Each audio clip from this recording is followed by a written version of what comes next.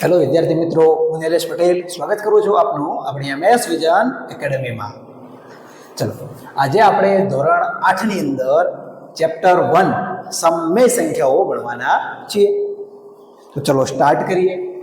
હવે એમ કહ્યું છે કે સમય સંખ્યાઓ ચેપ્ટરનું નામ, કેમ આનું નામ સમય સંખ્યા આપ્યું છે? સમય સંખ્યા એ શું કહેવા માંગે?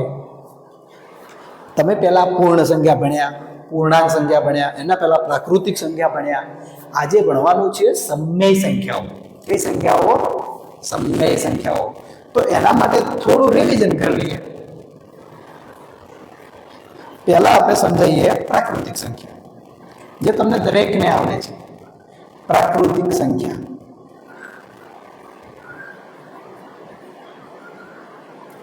આ પ્રાકૃતિક સંખ્યા એનો ગણ કહેવાય n, જેને નેચરલ નંબર કહેવાય, n વડે દર્શાવવામાં આવે. પ્રાકૃતિક સંખ્યાની અંદર કઈ કઈ સંખ્યાઓ આવે? તો પ્રાકૃતિક સંખ્યાની અંદર 1, 2, 3 અપ ટુ અનંત સુધી આવે. કેટલા સુધી આવે? અનંત સુધી આવે. એટલે બધી ધન સંખ્યાઓ, બધી જ ધન સંખ્યાઓ કઈ સંખ્યાઓમાં આવે? પ્રાકૃતિક સંખ્યાઓમાં. કઈ સંખ્યાઓમાં? પ્રાકૃતિક સંખ્યાઓમાં. ચલો, આના પછી આવે પૂર્ણ સંખ્યા. કઈ સંખ્યા? પૂર્ણ સંખ્યા. આ પૂર્ણ સંખ્યા જેનો ગણ કહેવાય, જેનો સિમ્બોલ કહેવાય whole નંબર, એટલે W. શું કહેવાય? W. હવે W એને પૂર્ણ સંખ્યા, n એટલે પ્રાકૃતિક સંખ્યા. તો W ની અંદર કઈ કઈ સંખ્યાઓ આવી? તો W ની અંદર 0 થી સ્ટાર્ટ થાય. ક્યાંથી સ્ટાર્ટ થાય? 0 થી. આપણે પ્રાકૃતિક સંખ્યામાં 1, 2, 3 એટલે 1 થી સ્ટાર્ટ થયું. જ્યારે અહીંયા 0, 1, 2, 3 અપ ટુ અનંત સુધી આવે. કેટલા સુધી આવે? અનંત સુધી આવે. ચલો, આના પછી કઈ સંખ્યા આવે? આના પછી આવે પૂર્ણાંક સંખ્યા. આ ખાસ સમજજો, આ આવડશે પછી જ આવડશે બીજું. આ ચેપ્ટર પહેલા આ શીખવું જરૂરી છે, પછી જ તમને આવડે આગળ. હવે આપણે શીખીએ પૂર્ણાંક સંખ્યા.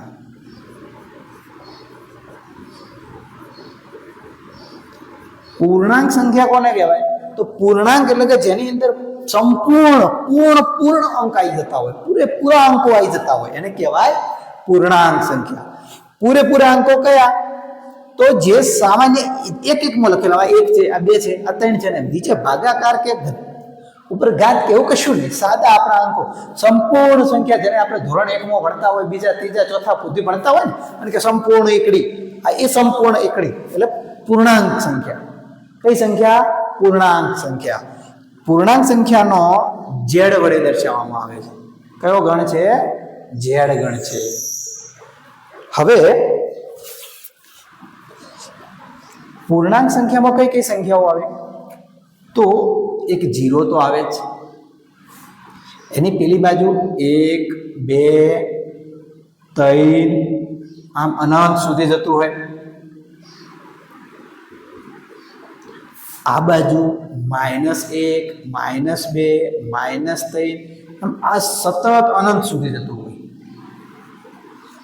આ પણ અનંત સુધી જતું હોય. એટલે કે પૂર્ણાંકની અંદર પૂર્ણાંક પૂરેપૂરા અંકો કે જેમાં ધન સંખ્યા પણ આવે, જેમાં 0 પણ આવે, અને જેમાં ઋણ સંખ્યા પણ આવે. જ્યારે પૂર્ણ સંખ્યામાં શું કહે છે? કે જેમાં 0 આવે, 1 આવે, 2 એટલે કે 0 અને ધન સંખ્યા આવે. જ્યારે પ્રાકૃતિક સંખ્યામાં માત્ર ધન સંખ્યા જ આવે. માત્ર કેવી સંખ્યા આવે? ધન સંખ્યા. ચલો, હવે આગળ ભણીએ. ચલો, હવે આપણો ટોપિક છે સમય સંખ્યા. આ સમય સંખ્યા કોને કહેવાય? સમય સંખ્યા કહેવાય કોને? તો સમય સંખ્યા એને કહેવાય કે જે સંખ્યા ડબલ માળાની હોય, 2 માળાની સંખ્યા, જેની ઉપર પણ કોઈ હોય અને નીચે પણ કોઈ હોય. બે માળની સંખ્યા સમજો, ઉપરલા માળે પણ કોઈ રહેતું હોય, નીચલા માળે પણ કોઈ રહેતું હોય. જેમ કે પી બાય ક્યુના સ્વરૂપમાં. હવે આ પી એટલે આ જો આ એક માળ છે,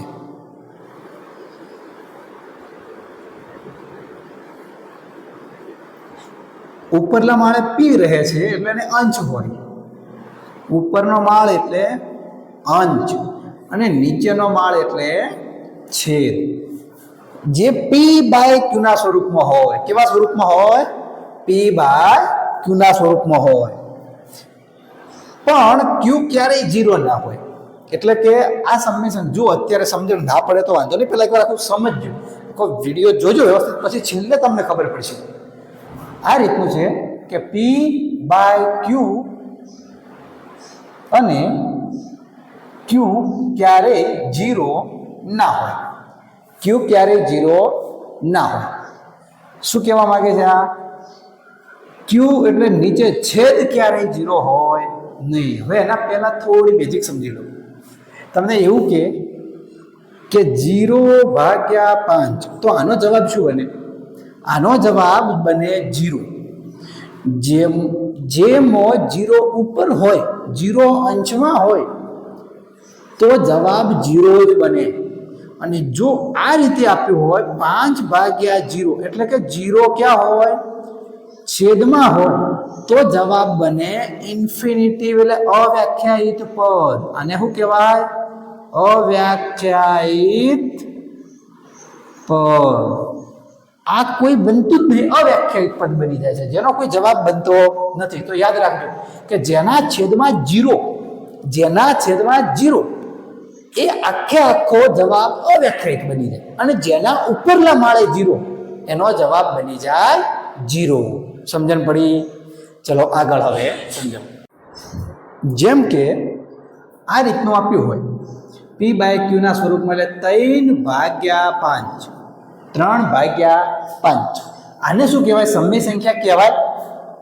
સમય સંખ્યા કોને ન કહેવાય? કે જેના છેદમાં નીચેના ભાગમાં 0 ના હોવો જોઈએ અને આ રીતનું આપેલું હોવું જોઈએ અતિ સંક્ષિપ્ત સ્વરૂપમાં. એના જો ઉડતા હોય ને તો છેદ ઉડાડી દેવાના, નાનામાં નાની સંખ્યા બનાવી દેવાની, ત્યારે જ એ સંખ્યા અતિ સંક્ષિપ્ત સ્વરૂપમાં ફરે અને પછી જ એ પી બાય ક્યુના સ્વરૂપમાં રહી શકે.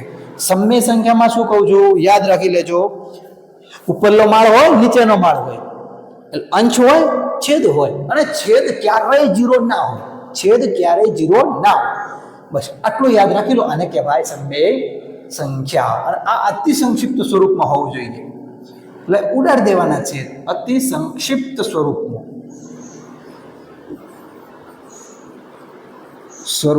ફેરવેલું હોવું જોઈએ. એને કહેવાય પી બાય ક્યુના સ્વરૂપમાં. આને જ કહેવાય સમય સંખ્યા. સમજણ પડી કે સમય સંખ્યા કોને કહેવાય? ઓકે, તો ચલો હવે આગળ તમને સમજાવું. ચલો હવે આપણે ભણીશું સંવૃત્તાનો ગુણધર્મ. શું ભણવાનો? સંવૃત્તાનો ગુણધર્મ. સંવૃત્તતાનો ગુણધર્મ સમજો ખાસ. સંવૃત્તાના ગુણધર્મની અંદર શું કહેવા માંગે છે?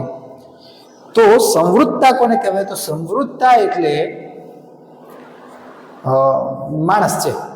માણસ છે, સમજજો. માણસનું બાળક માણસ જ હોય. માણસનું બાળક માણસ જ હોય. બીજું તો તમે વિચારો, તમારા પપ્પા, તમારા ફાધર અલગ અલગ કાસ્ટના હોય. એક જનરલમાં આવતા હોય, એક ઓબીસીમાં બક્ષીપંચમાં આવતા હોય, એક SC ST અનુસૂચિત જાતિ અનુસૂચિત જનજાતિમાં આવતા હોય. તો જે બક્ષીપંચમાં આવતા હશે, જેના પપ્પા બક્ષીપંચમાં હશે, જેની મમ્મી બક્ષીપંચમાં હશે, એનું બાળક પણ બક્ષીપંચનું જ હોય. સમજણ પડે? તમે જે કાસ્ટના હોય, જે જાતના હોય, તમારા મમ્મી પપ્પાની જે જાત હશે એ જ જાત તમારી હોય. પોતાની જાત, પોતાની કાસ્ટ એ ક્યારેય છોડે નહીં. તમે તમારા કાસ્ટના જ છો, તમારી મમ્મી પપ્પાના જ કાસ્ટના છો, તો તમે એ કાસ્ટ સાથે, તમારા મમ્મી પપ્પા સાથે સંવૃત્તાનો ગુણધર્મ ધરાવો છો. સંવૃત્તાનો ગુણધર્મ એટલે કે જે છે તમારો વંશ એના જેવા જ રહેવું, એને કહેવાય સમૃદ્ધતાનો ગુણધર્મ. સમજાવું, સમૃદ્ધતાનો ગુણધર્મ 4 રીતે આવે અને 3 સંખ્યાઓમાં આવે. તમારી ચોપડીમાં 3 સંખ્યાઓ આપી છે. બહુ ગરમી પડે આજે. ચલો કોષ્ટક તૈયાર કરી દીધું છે, આપણે ડાયરેક્ટ જ હવે સમજવાની શરૂઆત કરીએ. 2 સંખ્યાઓ આપી હોય, જેમ કે આપણે પહેલા લઈએ પૂર્ણ સંખ્યા માટે. પહેલા કઈ સંખ્યાનું કીધું છે? પૂર્ણ સંખ્યા માટે સરવાળા માટે, પૂર્ણ સંખ્યા માટે બાદબાકી માટે, પૂર્ણ સંખ્યા માટે ગુણાકાર, પૂર્ણ માટે ભાગાકાર. પહેલા આપણે સમજજો ખાસ. આ કઈ સંખ્યા છે? આની અંદર બધી પૂર્ણ સંખ્યાઓ છે. અને પૂર્ણ સંખ્યા એટલે તમને હમણાં સમજાયા ને, એની અંદર કઈ સંખ્યાઓ આવે? 0 આવે, 1 આવે, 2 આવે, 3 આવે. આ આખું અનંત સુધી એનું ખાનદાન છે. અનંત સુધી એનું ખાનદાન ચાલે છે. હવે પૂર્ણ સંખ્યા માટે આપણે કોઈ પણ 2 પૂર્ણ સંખ્યાઓનો સરવાળો કરીએ. જવાબ જો પૂર્ણ સંખ્યા જ મળે. તમને ઉદાહરણ આપ્યું એમ, તમારી જે કાસ્ટ છે એ જ કાસ્ટનું તમારું બાળક કહેવાય તો એ સમૃદ્ધતાનો ગુણધર્મ કહેવાય. જેમ કે ઉદાહરણ લઈએ આપણે 5 + 3. આ 2 ઉદાહરણ લીધા. તો 5 એ પૂર્ણ સંખ્યા કહેવાય? તો કે હા સાહેબ, 5 એ પૂર્ણ સંખ્યા કહેવાય. 3 એ પૂર્ણ સંખ્યા કહેવાય? તો હા, 3 પણ પૂર્ણ સંખ્યા કહેવાય. હવે શું કહ્યું છે કે આ બંનેનો સરવાળો કરો. તો 5 + 3 કેટલા થાય? 8. શું આ બંનેના સરવાળાથી મળતી જે નીપજ છે, મળતું બાળક છે એ આ જાતનું જ છે, આ પૂર્ણ સંખ્યા હતી? તો આ પૂર્ણ સંખ્યામાં કહેવાય? તો જુઓ, આની અંદર 0 1 2 3 અપ ટુ અનંત સુધી લગા 8 એ પૂર્ણ સંખ્યામાંનું અંગ છે. માટે 8 એ આની અંદર આવે કે ના આવે? સરવાળા માટે 8 એ આવે કે ના આવે આની અંદર? 5 પણ પૂર્ણ સંખ્યા, 3 પણ પૂર્ણ સંખ્યા, બંનેનો સરવાળો કરો તો જવાબ 8 મળે. એ પણ પૂર્ણ સંખ્યા જ કહેવાય. માટે પૂર્ણ સંખ્યા માટે તમે જ કહો કે આ સંખ્યા સમૃદ્ધતાનો ગુણધર્મ ધરાવે છે, એક જ ખાનદાનનું છે. તો હા, તો એક જ ખાનદાનનું હોવાથી સમૃદ્ધતાનો ગુણધર્મ ધરાવે છે. તો સરવાળા માટે પૂર્ણ સંખ્યા એ સમૃદ્ધતાનો ગુણધર્મ ધરાવે છે. સમજણ પડી? ચલો આગળ. હવે આપણે લઈએ બાદબાકી માટે. બાદબાકી માટે સમજો. અહીંયા તમે 2 પૂર્ણ સંખ્યાઓ લીધી હતી આપણે, 5 અને 3. 5 અને 3. હવે આ બંને વચ્ચે શું કરવાનું? બાદબાકી કરવાની. જો બંને વચ્ચે તમે બાદબાકી કરો તો જવાબ મળે 2. જવાબ મળે 2. સમજો ખાસ, અહીંયા સમજો. 5 પણ પૂર્ણ સંખ્યા, 3 પણ પૂર્ણ સંખ્યા, 2 પણ પૂર્ણ સંખ્યા કહેવાય કે ના કહેવાય? કહેવાય. પણ શું તમે આને 5 + 3 લખો કે 3 + 5 લખો? જવાબ સરખો જ રહેવાનો. આગળ પાછળ ગમે એ આવે, એનાથી લેવા દેવાની આપણે. જો આને તમે 3 - 5 કરશો તો જવાબ -2 આવી જશે. કેટલો આવી જશે? -2. તમે 3 - 5 કરશો તો જવાબ કેટલો આવશે? -2. કેટલો આવશે? -2. તો 3 તો પૂર્ણ સંખ્યા હતી, 5 પણ પૂર્ણ સંખ્યા હતી. શું -2 એ પૂર્ણ સંખ્યા છે? બોલો, આની અંદર પૂર્ણ સંખ્યાની અંદર કેવી -2 છે? નથી. તો બાદબાકી માટે પૂર્ણ સંખ્યાવાળો ગુણધર્મ, સમૃદ્ધતાનો ગુણધર્મ શક્ય નથી. એટલે અહીંયા પાડવાનું ના, કે ના, એ બાદબાકી માટે સમૃદ્ધતાના ગુણધર્મનું પાલન થતું નથી પૂર્ણ સંખ્યા માટે. ઓકે. હવે ગુણાકાર માટે લઈએ. ચલો ગુણાકાર માટે લઈએ. તો ગુણાકાર માટે 5 × 3 કરો કે 3 × 5 કરો? જવાબ શું આવે? 15. અને 15 એ પૂર્ણ સંખ્યાની અંદર ગણાય, કારણ કે 0 અથવા ધન સંખ્યા હોય તો એને પૂર્ણ સંખ્યા કહેવાય. તો 15 ને પણ પૂર્ણ સંખ્યા કહેવાય, માટે 15 એ સંવૃત્તાનો ગુણધર્મ ધરાવે છે. આ પૂર્ણ સંખ્યા એ ગુણાકાર માટે સંવૃત્તાનો ગુણધર્મ ધરાવે છે. ચલો ભાગાકાર માટે સમજો. ભાગાકાર માટે તો લખો 5 ભાગ્યા 3. 5 ભાગ્યા 3 કરો. 5 ભાગ્યા 3 કરો. 5 એ આની અંદર આવે, 3 પણ આની અંદર આવે, પણ આનો જે જવાબ મળે છે એ આ ટાઈપ મળે છે, 5/3. શું આવો ઉપરનો માળ ને નીચેનો માળ હમણાં શીખવાડ્યું ને, ઉપરનો માળ નીચેનો માળ આ બંને આવતા હોય ને તો તે સંખ્યાને શું કહેવાય? સમમેય સંખ્યા કહેવાય. શું કહેવાય? સમમેય સંખ્યા. આનો જવાબ પૂર્ણ સંખ્યા નથી મળતો, આ સમમેય સંખ્યા મળે છે. કયો મળે? સમમેય સંખ્યા મળે છે. અહીંયા -2 આ પૂર્ણાંક સંખ્યા મળે છે, માટે અહીંયા બદલાઈ જાય છે. માટે આ સમમેય સંખ્યા હોવાથી આની અંદર સમાવેશ થતો નથી. માટે ભાગાકાર માટે પૂર્ણ સંખ્યા સંવૃત્તાનો ગુણધર્મ ધરાવતું નથી. સમજણ પડી? ચલો આગળ. હવે આવે પૂર્ણાંક સંખ્યા. ચલો આપણે એક બનાવ્યું છે પૂર્ણાંક સંખ્યાનું. આ આખું ઘર છે પૂર્ણાંક સંખ્યાનું. કઈ સંખ્યાનું? પૂર્ણાંક સંખ્યાનું. હવે આ પૂર્ણાંક સંખ્યા એટલે તો જેની અંદર 0 આવે, 1 આવે, 2 ટુ અનંત સુધી આવે. આ બાજુ -1, -2 અપ ટુ અનંત સુધી.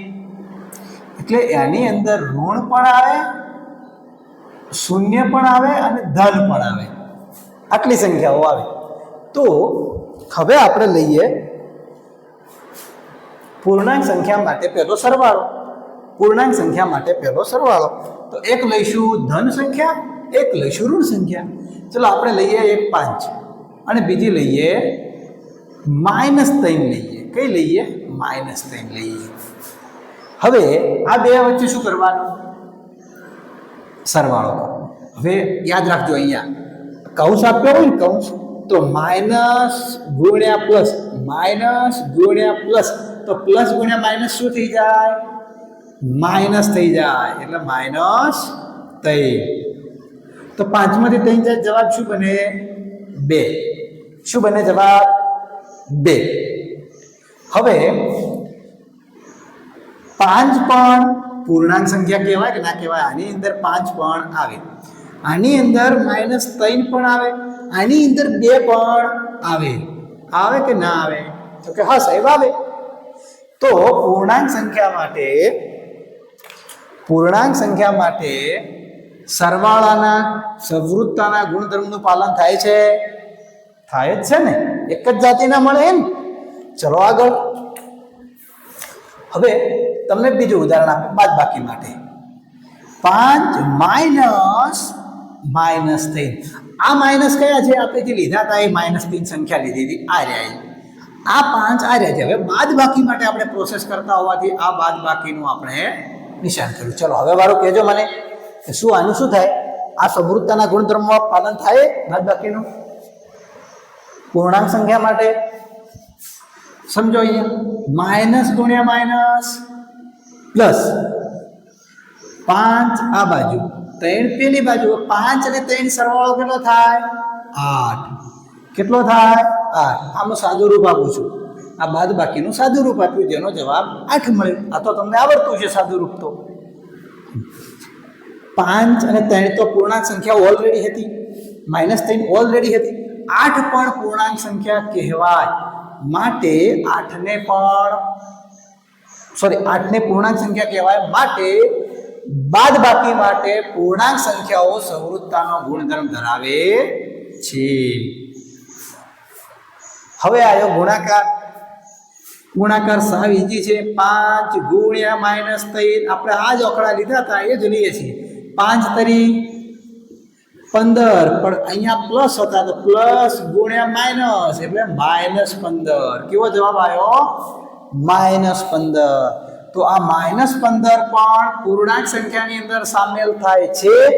માટે આ ગુણાકારમાં પૂર્ણાંક સંખ્યા પણ સંવૃત્તાનો ગુણધર્મ ધરાવે છે. લાસ્ટ આવ્યું ભાગાકાર. સમજો ભાગાકાર. ભાગાકારની અંદર 5 ભાગ્યા -3, 5 ભાગ્યા -3. હવે આનો તમે ગણશો ને જ્યારે દાખલો એટલે આ રીતનું થઈ જાય છે. 5 ભાગ્યા 3 અને અહીંયા -1 જ હોવાથી, અહીંયા ઉપર કે માઇનસ નથી, અહીંયા પ્લસ હતા, અહીંયા માઇનસ હોવાથી માઇનસ અહીંયા લખી દેવાના વચ્ચે જ, એટલે -5/3. હવે આ સંખ્યા કઈ કહેવાય? ઉપર માળ નીચે માળ, તો એ સંખ્યા કહેવાય સમમેય સંખ્યા. કઈ સંખ્યા કહેવાય? સમમેય સંખ્યા. આ બંને સંખ્યાઓ કેવી મળી હતી? પૂર્ણાંક હતી. જ્યારે આ કેવી મળી? સમમેય મળી. માટે સમમેય સંખ્યા ભાગાકારની અંદર પૂર્ણાંક સંખ્યા ભાગાકારમાં સંવૃત્તાનો ગુણધર્મ ધરાવતી નથી. આ થિયરી છે અને સમજવાની છે વ્યવસ્થિત. આ ક્યાં પરીક્ષામાં પૂછાય નહીં, પણ આ એક વ્યવસ્થિત સમજવાની છે. આ આવડે પછી જ દાખલો આવડે, પછી જ આગળ સમજણ પડે. માટે આ મોસ્ટ આઈએમપી છે, ખાસ જરૂરી છે. હવે જુઓ, સમમેય સંખ્યા કોને કહેવાય? સમમેય સંખ્યા કોને કહેવાય? તો સમમેય સંખ્યામાં તમને આગળ સમજાયું. આમાં એક ટોપિક રહી ગયો તો સમજાવવાનો. સમમેય સંખ્યાની અંદર જે p/q ના સ્વરૂપમાં હોય અને q ક્યારેય 0 ન હોય, એને શું કહેવાય? સમમેય સંખ્યા. તો યાદ રાખજો, કોઈ 5 આપ્યા હોય ને, 5 અને 1 આ રીતના આપ્યા છે, 5/1. તો આ 5/1 મોટા કે 5 મોટા કે બંને સરખા? બોલો, 5/1 મોટો કે 5 કે બંને સરખા? તો 5/1 કહો કે 5 કહો, બંને સરખું જ કહેવાય. કારણ કે 5 ની નીચે જો 0 આવી જાય તો આનો જવાબ શું બની જાય? અવ્યાખ્યાયિત પદ બની જાય, જે શક્ય નથી. આપણે તો 5 એની નીચે એક જ હોય ત્યારે જ એ 5 થાય. હવે તમને ઉદાહરણ આપું, ચલો સમજાવું કે 6 હે, 6 ની નીચે 1 હોય ને તો એને 6 કહેવાય. પણ જો 6 ની નીચે 2 આવી જાય ને તો છેદ ઉડે. 3 દુ 6, 2 જતા રહ્યા, જવાબ આવે 3. એકલો 6 વધે નહીં. તો 6 કહો કે 6/1 કહો, સમાન કહેવાય. તો આ બધું સમમેય સંખ્યા કહેવાય કે ન કહેવાય?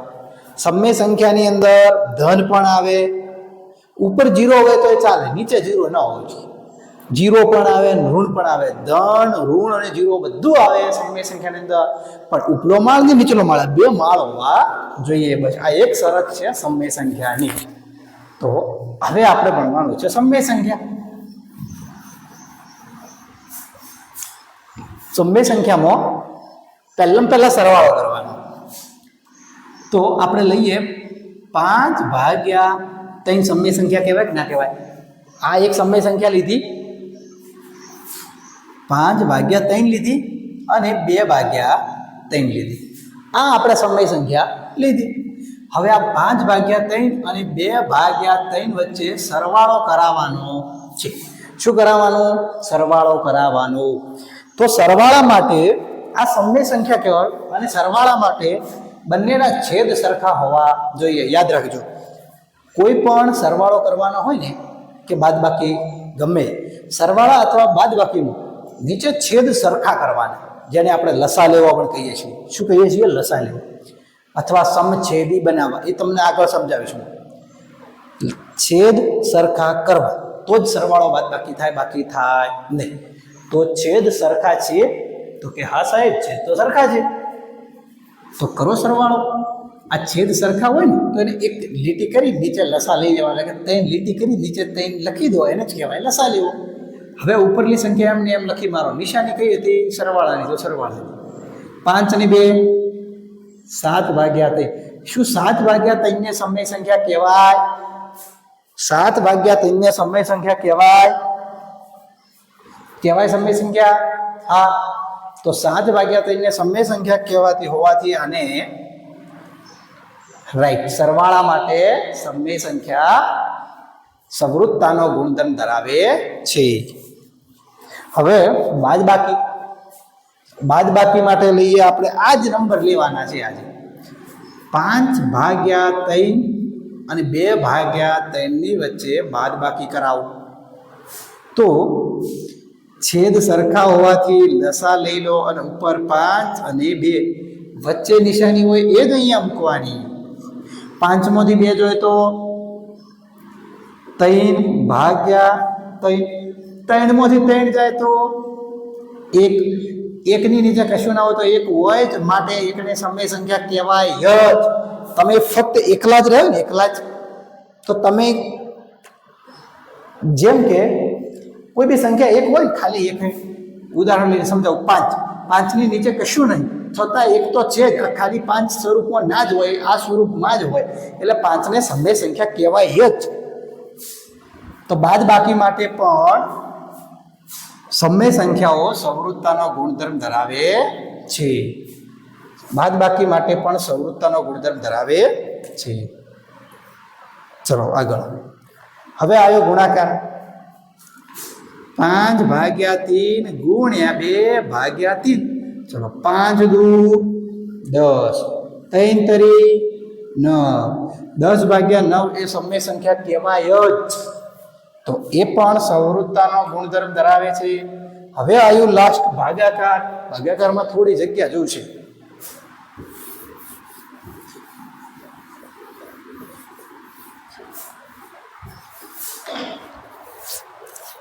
ચલો ભાગાકારની અંદર આપણે 5 ભાગ્યા 3 અને 2 ભાગ્યા 3 વચ્ચે ભાગાકાર કરાવવાનો છે.